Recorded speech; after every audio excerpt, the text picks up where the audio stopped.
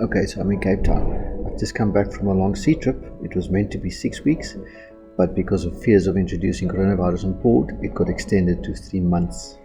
So eventually we were allowed back into South Africa.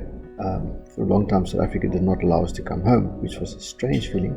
So eventually we were allowed back home and straight into quarantine. We were met at the harbour with a police escort, and we were escorted through customs and then brought here under escort. And it's very strange coming back to a country which is normally very vibrant and very happy and free, to everybody wearing masks, everybody being afraid to stand too close to you. We're not allowed to go outside, and the streets are quiet. And Cape Town is renowned for its traffic, and it's quiet. Anyway, here we are in the Radisson Hotel, a very nice place. Very fortunate to be here because a lot of other people did not get such nice accommodation for this period, and a lot of people are stuck at home, which is even worse in many cases. Crowded conditions, not much food, no work, no income. So yeah, I've been very lucky.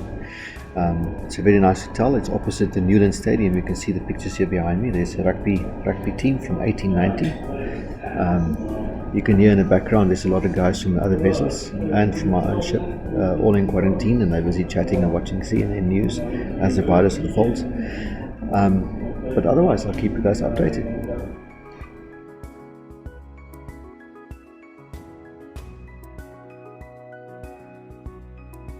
I haven't seen a decent sunrise in 3 months.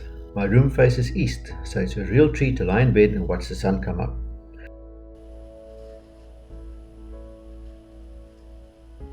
Our food is brought to our rooms in styrofoam containers.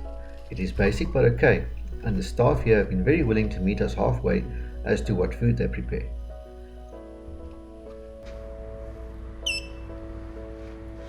Come on. Wait.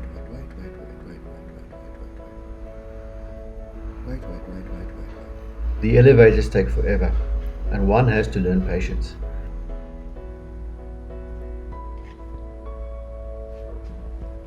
Yay!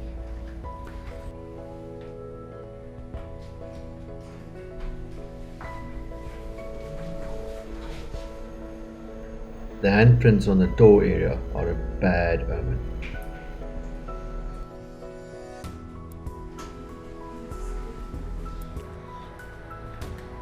It's coffee beans. Aha! Milk. I am in luck. Life centers around a coffee machine, and finding it ready to make a cuppa is always a gamble, but when it gets it right, it is a real treat.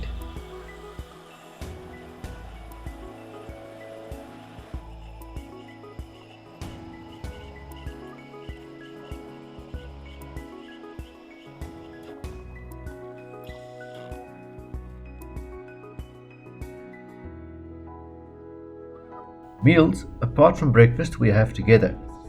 We were on a ship together, so there is little risk of infecting one another.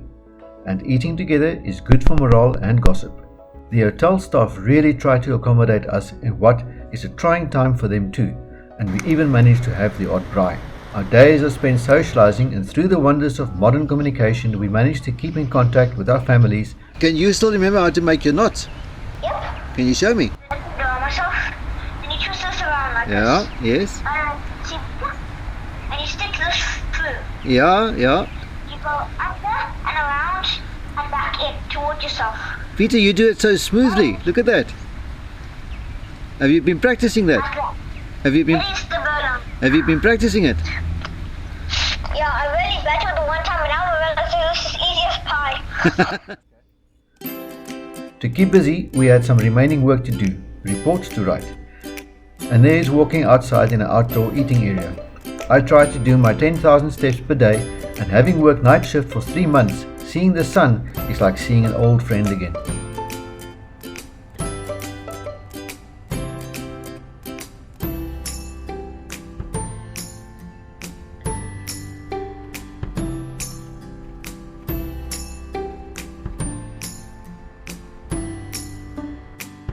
There is also a very nice pool, but boy, is it cold. We also have access to a gym, fully equipped and kept sterilized after every use. Remember, everyone here is corona free. And so the days follow each other. A daily round of buttons, trips to the coffee machine, walking steps, and elevators opening in exotic locations.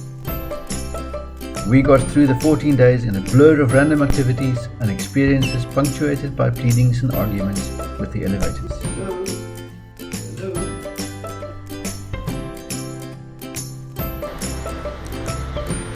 Ultimately, our reluctant stay in quarantine was made bearable by the staff and the colourful people we were quarantined with.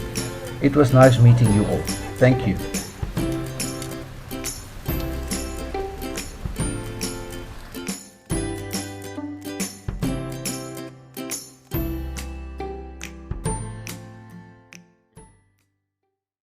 Well, we've had an update. Our quarantine period will end on Friday. So I've spent full 14 days sitting here. By the time I leave, it'll be 15 days. So back to facing a new South Africa, a new home, a new world. I think things will be radically different. For one, I will be unemployed, as is half the world, I think. And I'll only be able to work again once travel restrictions are lifted. So I can leave the country because I work out of the country. So things are very uncertain at the moment, but I think for people who have never had much financially, things will be much worse. I can only hope that things work out.